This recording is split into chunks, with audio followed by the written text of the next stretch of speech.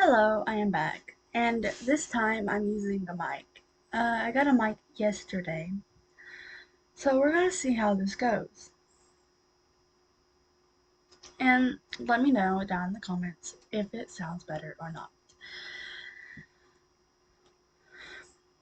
Today we are reading Tea in a Bar by Tia Blackcharm, Chapter 32. Humans are faulty creatures. Summary: even ghosts make mistakes. Warnings: depressive thoughts / references to suicide, no attempts. Amused was the best way to describe the feeling that All for One was experiencing. Who would have thought that the quirkless boy All Might chose to be the ninth holder of One for All would be so proficient as a little assistant, even garnering the reputation that had to do with being nicely dressed and skillful with the knife. It reminded him of someone he used to know a long time ago. But but this is just one aspect of the boy that drew his attention. He wanted to talk to him. He waited until Midoriya had washed up and in the was in new clothes. It was amusing to see the clear change in his style of the clothes due to the students' fellow members. and with and when he saw the student walked by, he spoke. Tomura, I would like to speak to our guest. There was some silence before Midoriya changed his seat to be closer to the TV. They would be speaking from. Hello, Midoriya. To. It's Izuku, actually. The boy cut him off. The boy said, cutting him off. All for One didn't remember the last time that someone had interrupted him. But instead of anger, he felt amused. The boy was truly an interesting character. I apologize, Izuku. I'm Tomura's sensei, he said. I've been listening in for a while since you came here. I was wondering how it's been for you, staying here. It's good company, Izuku replied. All for One laughed. 15 minutes later, Davi slid into the seat next to Shigaraki. Should we be concerned? Shigaraki didn't even look at Dabi and simply continued to stare at Izuku as the boy waved his hand around while speaking to the television. He could hear sounds of he could hear what sounded like ecstatic voice of his sensei. They started they just started asking about his opinion on a new hero, and now Izuku is talking about loopholes and laws. Shigaraki said disbelievingly. He made Sensei laugh 5 times already. Dabi smiled. Izuku does really, ex- Izuku does get really excited about quirks, theories, and knows a lot. Your sensei is pretty old, isn't he? Shigaraki nodded. Yeah, he knows a lot. Well then, to me, this Dabi gestured to Izuku, still animatedly talking animatedly to the television. It isn't really surprising, is it? isn't it? I guess not, Shigaraki said dumbly. While in the gray space, there isn't much to do. Sometimes the vetrices, I can't pronounce that word, weren't even there. But when they were, they could see and hear bits and pieces. Sometimes they even had a clear view of what Night was doing. Then they could hear what he heard, and they heard a familiar voice. A few of the holders simply turned their head as if to hear better. They were the first, second, third, and fourth, but fifth, sixth, and seventh, and eighth froze. That voice reminded them of their death and fighting that had caused so much damage. A surge of anger and sadness accompanied the memories. Along with those emotions came confusion. Almost every past user felt a bit of confusion. Confusion. Confusion. Confused. Sorry. Confused at the fact that they could hear someone who was clearly, all for one, having a civil conversation with the Knight, who they could feel was excited as he spoke about quirks, laws, and effects of a combination of the two in futures. They couldn't feel a single ounce of fear coming from the boy. The seventh holder, Nana Shimura, turned to In, the sixth holder. Does he not know? She asked. Did the eight not did the eight not tell him? Was the question. In shot back at her quietly before she even replied. Banjo, the fifth holder, huffed in frustration. All for One knows he's the next holder. He's going to get killed. The second, um, the second came to Banjo, but he's getting better, and making him leave we can't leave him with a man who killed us. He felt a headache after saying goodbye to Sensei. He was walking towards the couch when he stumbled into Jin. Whoa, kid, watch your step. I should have let you fall on your face. Sorry, just having a headache, Izuku mumbled, before letting Jin lead him to the couch. When Izuku was sitting, Jin backed up. I'll get you some water if you have a headache. A few minutes later, when Jin came back with a glass in his hand, he saw that Izuku was sleeping on the couch. Huh. I, I guess he just needed a nap. It's it's not that simple though, the second yelled.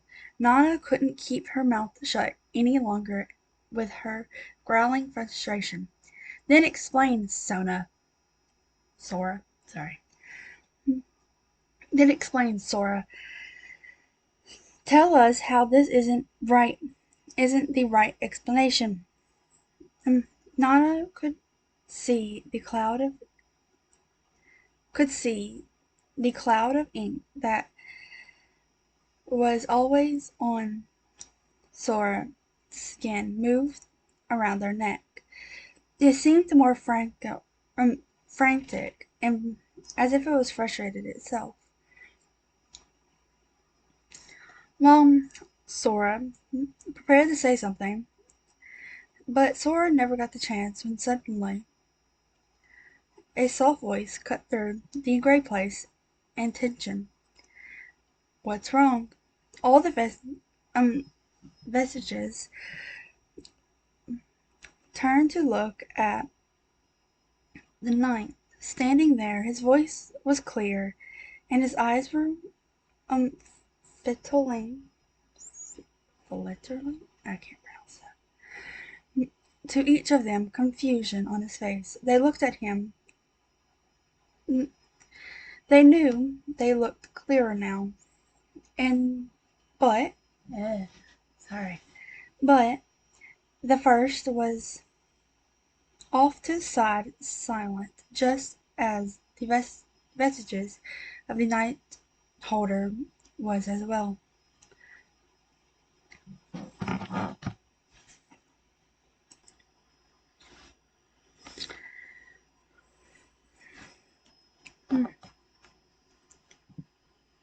Sora quickly.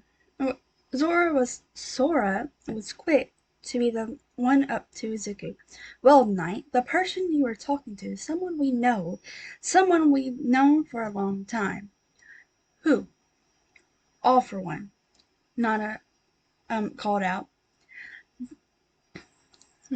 When she said that, she saw a realization cross Izuku's face before he spoke. All Might told me about him.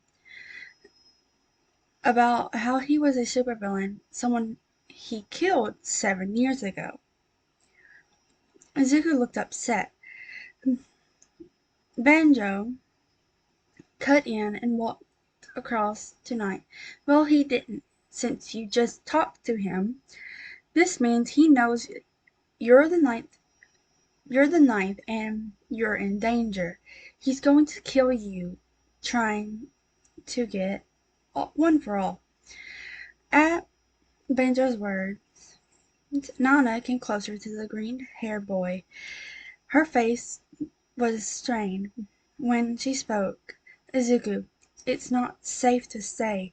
He'll kill all of us and... That's not the whole story, Sora yelled, cutting the other the others off and making Izuku jump back, startled. At the sudden outburst, the grayness around them shifted.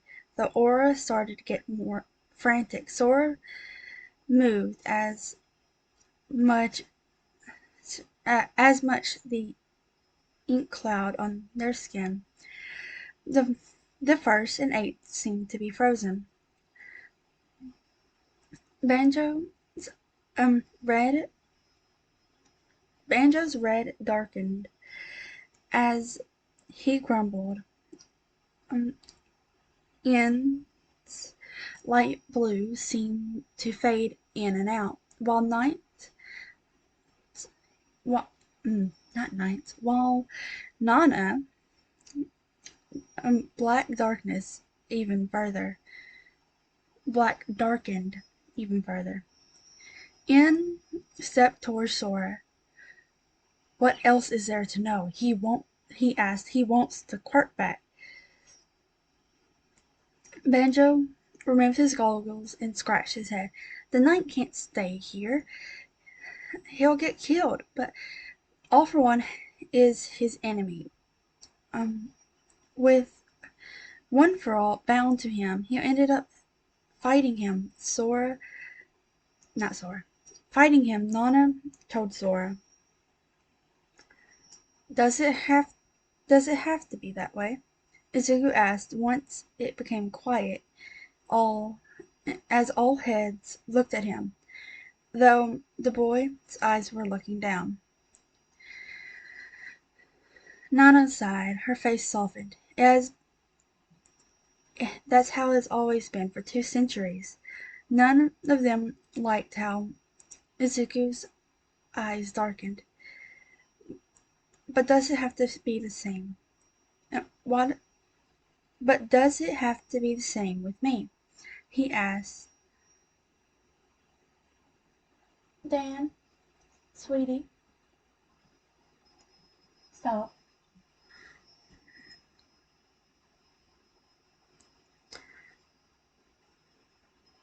Sorry.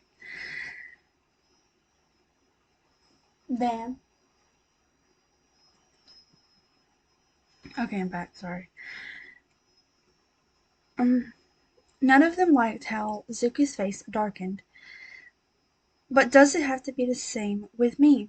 He asked um with a voice that sounded cold. He hasn't killed me. Have you talked to him? Have you had a civil conversation with him? Why does it always have to be fighting? He looked at them, and they were taken back by the harshness in his face. They saw how his face twist as he brought a hand to grip his hair. Why do I always have to fight? They made a mistake. The messages could feel the heaviness settle on them, a pressure that made it hard for them to move from their spot, while at the same time making it difficult for the anchored making it difficult to feel anchored to the gray place. Nay, Izuku, please, they began to say, lifting their hands to reach them. All the all the boy was all the boy did was grip his hair tighter. They watched as part of his body turned into smoke. The swirls of the gray mist surrounded them seemed to look frantic, and as black sleeped in, Zugu faded away without them being able to fix what they said. Okay,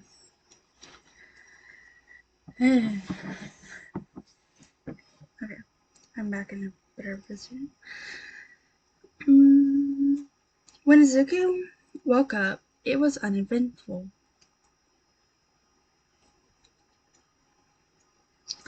There was no tears, no screaming like when he had a nightmare. It had him gasping for air.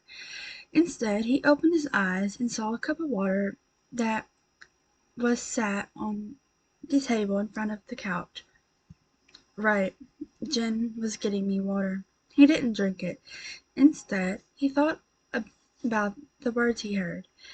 He remembered the story All Might, All Might told him about the man named All for One. He remembered being what's that? Oh, that's string. Sorry.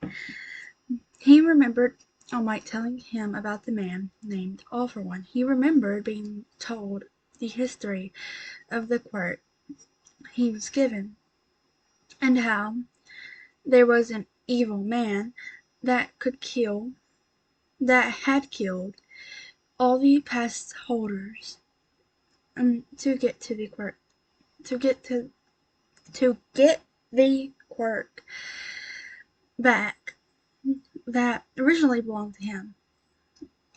Izuku remembered how those words were the word those words made the heavy not the heavy, why is he heavy? That made the weight of being All Might's successor even heavier than before, and all he could do was smile. There had been some relief when All Might told him that the man was dead, but now, apparently, he was alive. Apparently, All for One was the man he spoke to for more than 15 minutes about a topic he had only dreamed of being able to talk about with All Might or his friends. He had been so excited to talk about how quirks held back scientific in, in hmm,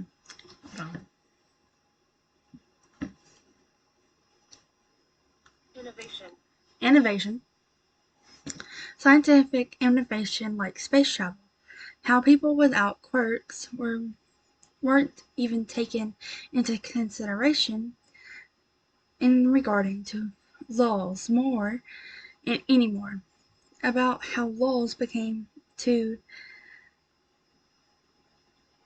contradictory to the state of society, and how people were starting to rely on them too much.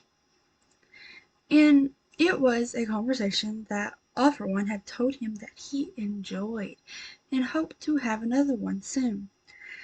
Something that Izuku was looking forward to until his head felt odd and he felt himself in argument in midst of argument in the great place until he, he was told he was destined to fight All For One because he had this quirk. Did All Might not know the man was still alive? Did he lie? Or was he just that ignorant? And maybe he even lied to himself.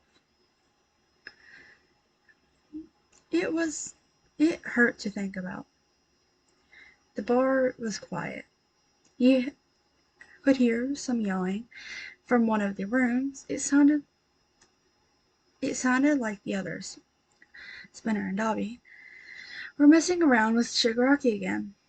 That the thought made him small made a small smile appear. It didn't last long. Izuku was tired of fake smiles. He turned his head to look at the television where he had talked to All For One through. He looked around at the rest of the bar, the booths where Shigaraki had drawn him a far-away city, and Magne taught them how to massage their hands. The countertop where he had first drank Kirigiri's tea and fell asleep while messing with Shigaraki's hair. Izuku had a good long look at it. I don't want to leave. The others were caught up with the fight going between Dabi and Shigaraki. They had not noticed at first the difference in Izuku. The flames shot in the air, and laughter was distracting enough, except Toga. She was good at reading rooms, practiced from her time at home, to know what mood her father or mother was in, allowed her to practice this skill regularly. She noticed how silent Izuku was, unlike before. He was sad again. When they were out again, Izuku wore the mask Izuku wore hid the blank expression he had, but still, Toga glanced worryingly at him. She even made sure to promise that she would let him braid her hair back at the bar when he left with Mr. Compress. The two were to wait on the rooftop while the others had business to take care of in the floors below. When Izuku had asked Magne what it was about, she told him it was best if they didn't tell him. Izuku couldn't exactly argue with that. So there he was, waiting on the roof with Mr. Compress. Their masks were taken off to enjoy the breeze, but Izuku wasn't focused on that. Instead, he was thinking about the roof he was on with All Might. How the man said he couldn't be a hero and left him. He thought about how he learned out until leaned out until he saw those explosions in the distance. There was a sense of hopelessness he remembered, and it made him think of the roof edge, with the red shoes setting neatly beside each other and on them, and beside each other on this roof is a lot like that one.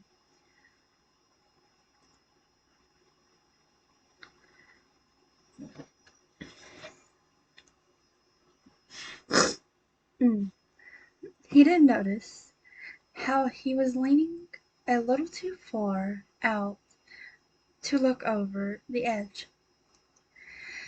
Sako didn't dare take his eyes off Izuku on the roof. Since a little after the boy's talk with Sensei, the young hero seemed silent and dull. His concerned expression, especially when Toga hugged him close and whispered he was worried, her worries into his ear, before she left to go with the others in the building. Though Toga was often seen as insane, she picked up on how others felt regularly. Well, it was a skill that helped Jin in oh my god, words immensely on bad days, several times already. So Sako knew that Toga would tell the others her worries once they got away from Izuku. Although most likely they already had an inkling, there was a sudden change in the young hero's demeanor.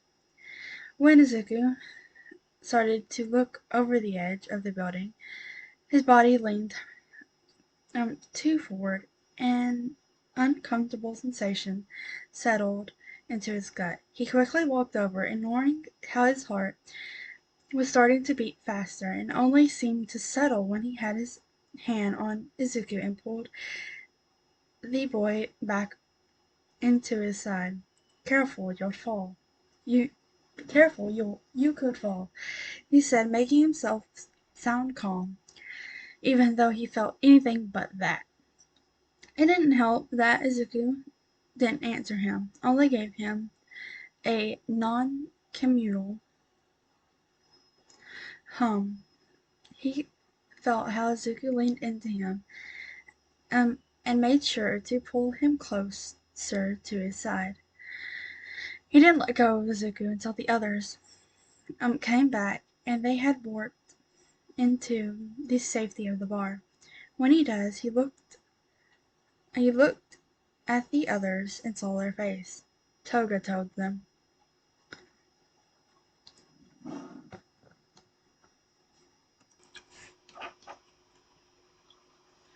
Later at night, it was 2 a.m., when Tomura was playing Cloud's Gardens again, that Izuku opened his room door wearing one of his hoodies that Toga stole for him. The kid didn't say anything as he got onto the bed and sat next to Tomura, where he leaned against the wall and where he leaned against the wall, and neither did Tomura. Okay, that makes sense. He remembered Toga's words and how Jin said, "I think he's having a I think he's getting bad days, like when I get those when I feel like I'm being half torn in half. The kid looks like he's sinking. When Shigaraki had asked what they should do, Jin had said to just be there for him. So Tamara didn't say anything to make Izuku leave the spot next to him, and just let the kid watch him play like he usually did.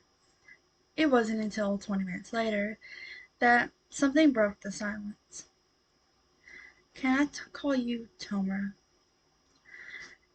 At Izuku's voice, Tamara looked at his side, and how Izuku's cheeks were squished against his arms.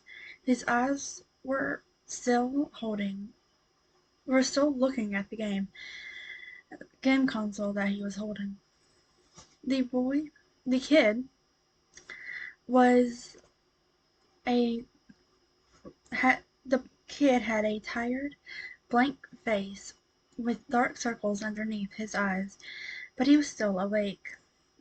So, as Tamara thought, he thought about the concern the others and he had, how they how they cared and how he cared. So the idea of Izuku calling him by his first name didn't bother him at all. It sounded nice, in fact. It sounded nice. Sure, Izuku. Tamara looked back at his game and kept playing, and Izuku stayed there beside him. But Tamara didn't wonder why.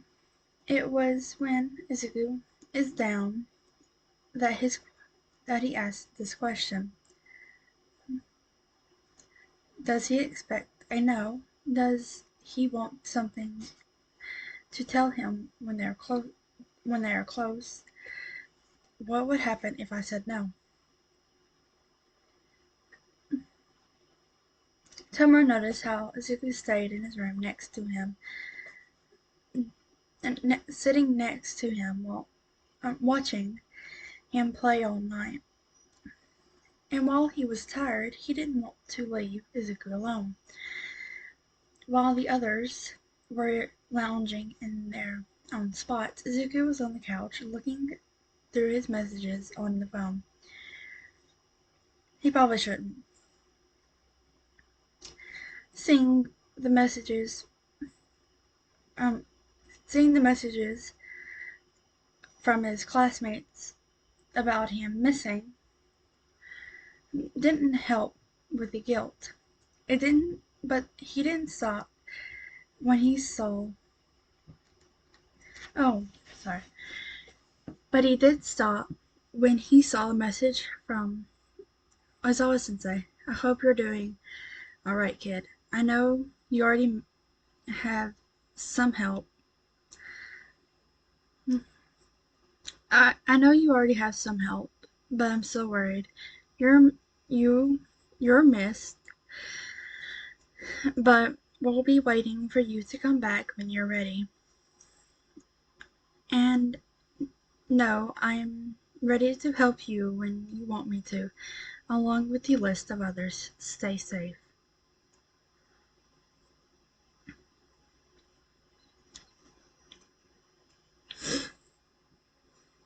He stared at the message when Davi sat down and slung his arm around him.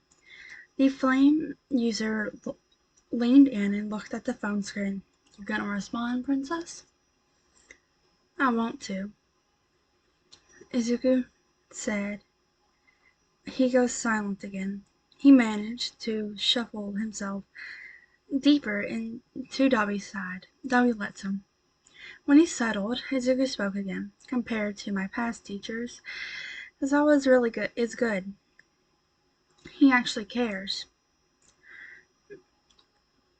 The others perked up at the energy and Izuku's voice.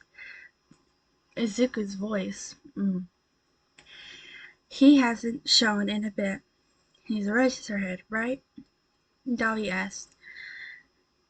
Izuku nodded. He's an underground hero who practically fights Quirkless, which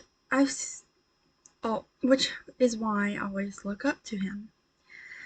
He is always going on about what's logical, but he's nice and pretty cool. From the other couch, Tamara agreed. He's cool.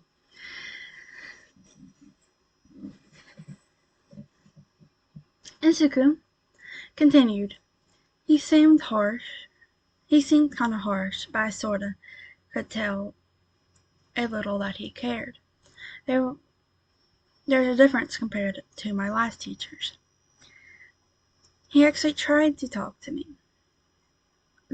He told me he cared and that he would listen.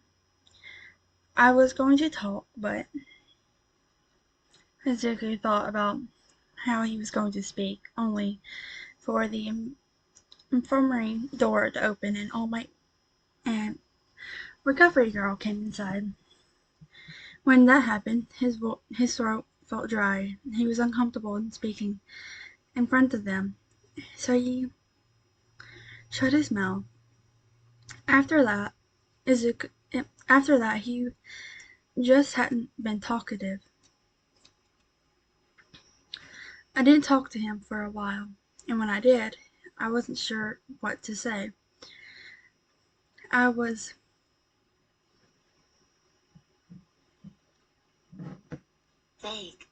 vague, but even then, he didn't push. I like that. People always push me, but he was willing to wait. I think he has been waiting more he'll be waiting more if I didn't want to talk. That's what made it easier to talk to him sometimes. Easier to tell him something. He sounds quite nice, Mr. Kumbra said, and Izuku smiled. He's sort of funny, too. He dealt with a lot of our class shenanigans, but whenever he scolds us, he looks amused. He likes cats. I saw him feeding a few early one morning, and never told him. When Kirigiri heard that, a flickering image in his head. There was 4 people on a roof laughing.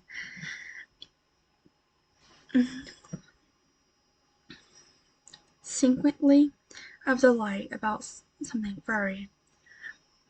It was quick, but left a feeling of warmth behind. And that feeling stayed after Izuku finished talking about his teacher. He sounded like he cared about Izuku. There was a joke I heard that he is like a dad of the class. Izuku chuckled. I bet he sounds impressive, Sako said. He sounds cool, Spinner added. As Shota made his rounds again, his phone buzzed. When he looked at it, it was a message from Izuku. I'm okay, Izawa Sensei. Thank you.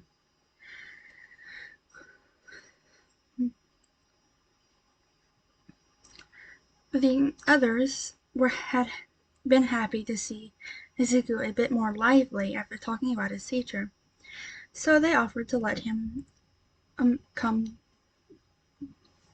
to a meeting they had planned with some people. A new group, possible allies. I've heard they had some information I might be interested in. Tamura had told the others, and they seemed more than happy to see what it could be. So that was when Izuku with a phone call connected to Kirigiri at the bar was hanging in the back with Toga and Magne, while while Tomura and Spinner spoke to the group of 4 men. Dobby and Mr. Compress were off to the side, not too far away from Izuku, and Jin was ahead to the left where Tomura was. It was supposed to be a neutral meeting, simple instructions, except it didn't feel like with how the men kept looking at Toga and Magne with sneers, and at Spinner and Jin with disgust. Izuku didn't like the look in their eye. He definitely didn't like the comments they started making. It was clear that they kept saying what they kept saying pissed Tomura off with how his hands started twitching, until one of them made a threat that the meeting became hostile. Tomura took one step towards the 2 men who seemed to be in charge. The 2 identical twin men only sneered the same way. "What did you just say?" Tomura asked in a deadly tone, and Izuku could see Spinner with his tail on the hilt of his sword. The twins laughed, and Izuku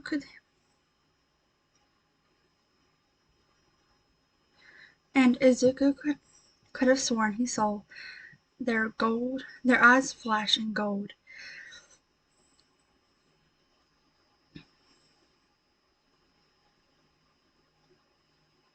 Sorry.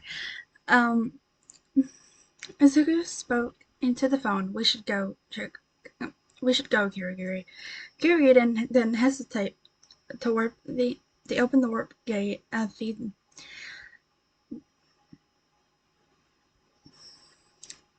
designated coordination. While Toga and Magne got up from where they were sitting, Dobby spoke out to them where his eyes were on the 4 men. He himself had a look of anticipation. "Come on, princess," the flame user said. It made Izuku pause. He knew the threats and ugly comments were probably nothing serious for the League, but there was a feeling he had, a feeling that felt like in a shock in his head when he saw Spinner turn around to look at them. The same moment, the twins on the right made something appear in their hands. One of the men ran towards with a knife to meet Jin's head on. Jin moved to avoid the swipe knife, but there was a sudden pull towards by the strings coming from the man's finger.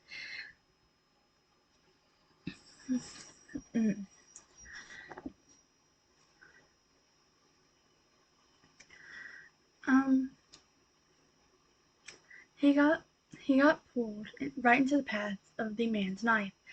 Jin yelled, rang out as his blood splattered onto the ground and his mask torn, revealing the stapled forehead now marred with blood. At the exact moment, the twins had something in their left hand, let an object hit the ground. There was A sound of explosion and a bright light smoke before the smoke-filled room. There was an odd smell. Izuku's head was ringing, and he looked and saw everyone was in different places.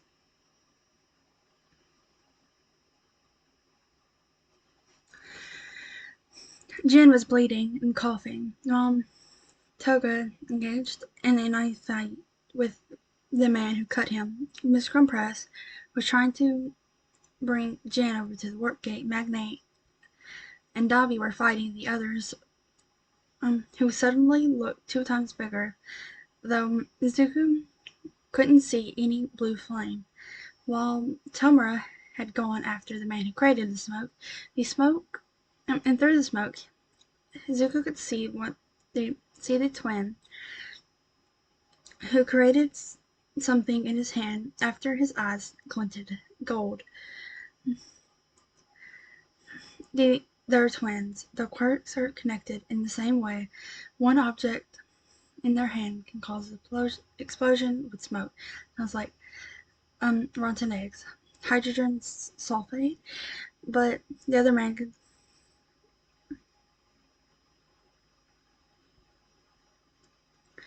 But the other man created a similar object in his hand that could be. What could it be? Indignation?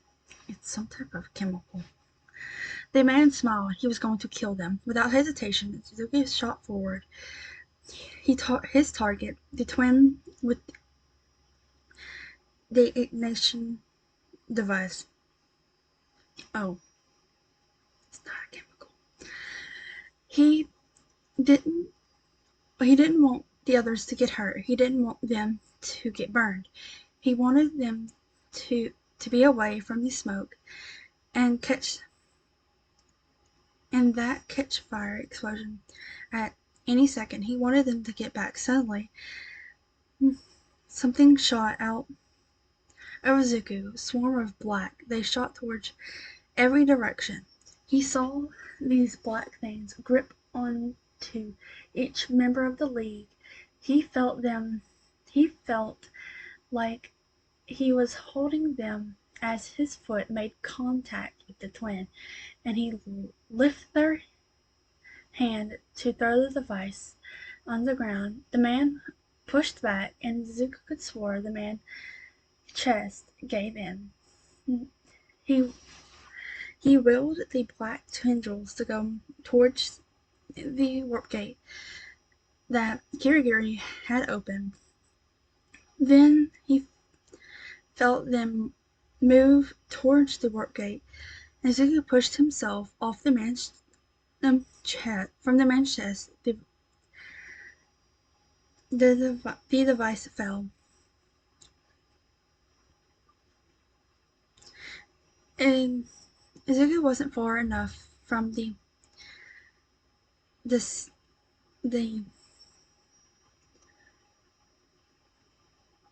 I can't pronounce that word. Hold on. Come on. There you are. Dense. That's not.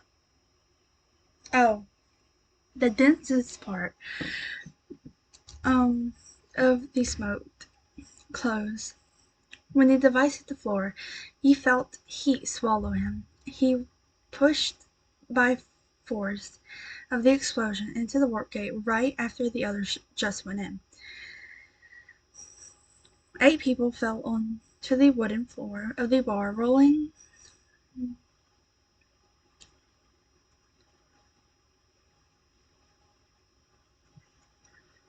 8 people fell onto the floor and rolled a few feet while other bodies were thrown above them, hitting the floor, rolling into furniture before the warp gate closed. It closed. Black tendrils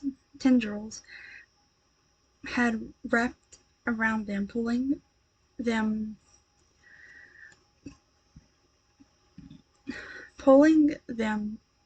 to the gate, retreating.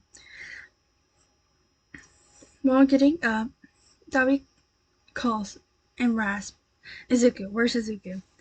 The others pushed themselves with groans and looked up.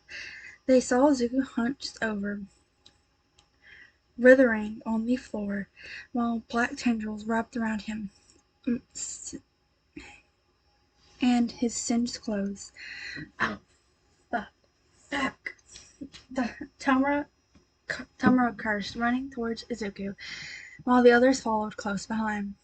When they got close enough, one of the black tendrils hit them in the chest, pushing them back before going back to Izuku.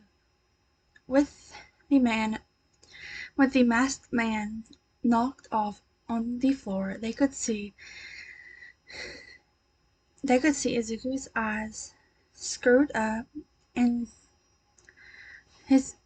him gritting his teeth. They could see burnt skin through his arms.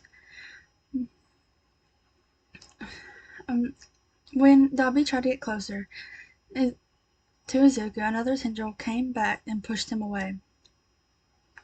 I can't fucking get to him. What is that? I don't know.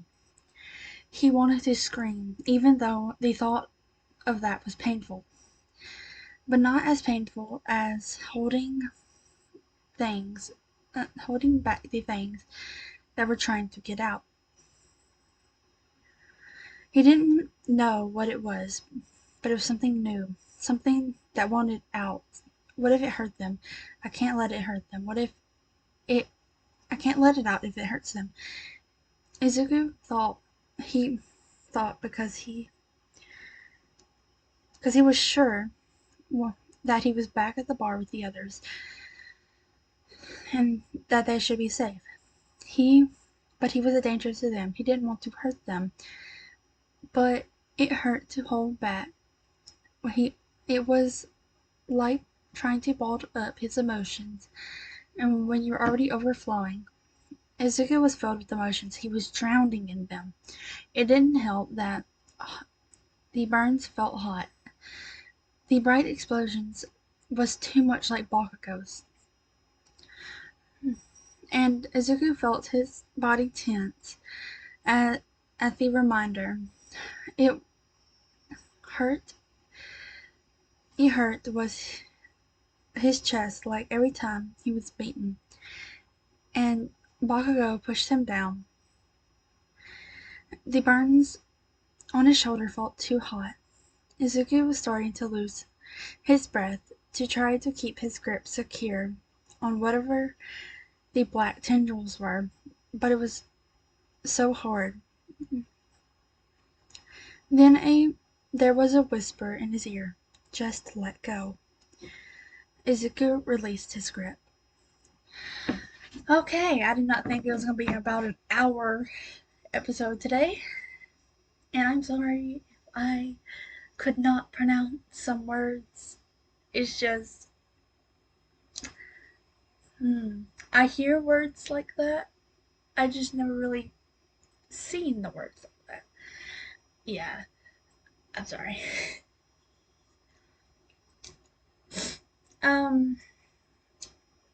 Well, I hope y'all enjoyed this mic. I think I really like this mic.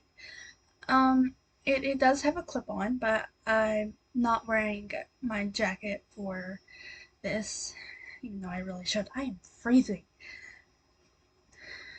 But I say I'm cold, but I have a fan on. Why did I do that? Oh.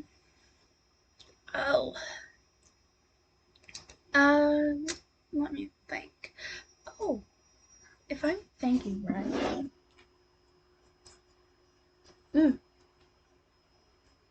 I think it's Martin Luther King's birthday. And I am going to check because I am pretty sure. Like 99% sure it's his birthday.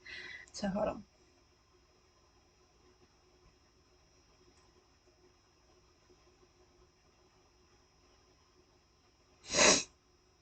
Oh, it is! It is today! Well, happy birthday, Martin Luther King. I don't know what else to say, but I hope y'all enjoyed. Leave kudos to the original author. Um, I don't know.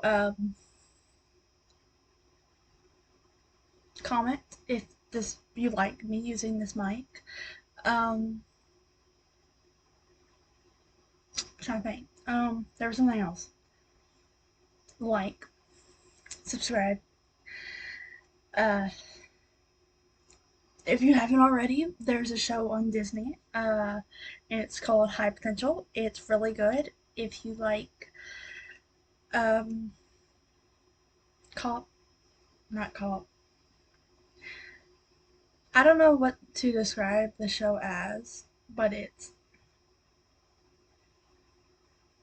kind of similar to The Rookie, kinda.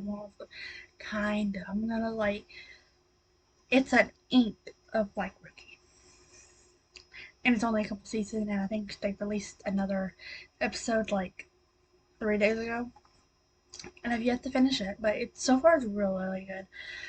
Um, but anyways, I hope y'all enjoyed this episode of